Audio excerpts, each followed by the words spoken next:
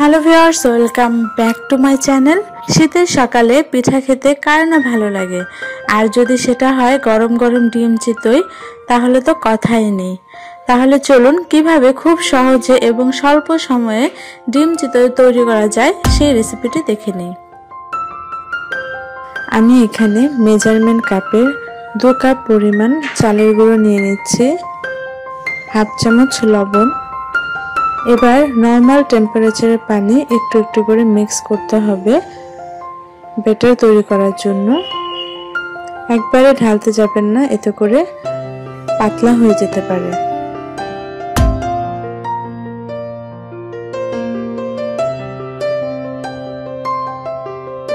ব্যাস, ব্যাটার তৈরি করা হয়ে গিয়েছে। লক্ষ্য করবেন ব্যাটারটা যেন উপর থেকে ঢাললে এমন সমান গতিতে পড়তে থাকে। এবার 15 মিনিটের জন্য তৈরি করা ব্যাটারটা রেখে দেব। আমি চুলায় একটি মাটির তাওয়া বসিয়ে নিয়েছি। এবার মিডিয়াম হিটে রেখে তাওয়াটাকে গরম করে নিতে হবে। এবার মেজারমেন্ট কাপের 1.25 কাপ পরিমাণ ব্যাটার আমি তাওয়াতে দিয়ে দিচ্ছি। ঢাকনা দিয়ে ঢেকে দিলাম। সামান্য পানি ছিটিয়ে দিতে হবে। এবার 2 মিনিটের জন্য অপেক্ষা করতে হবে।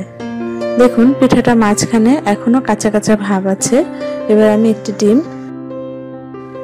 পিঠার উপর দিয়ে দিব। সামান্য লবণ দিয়ে দিচ্ছি। এবার আবার ঢাকনা দিয়ে ঢেকে দেব 2 মিনিটের জন্য।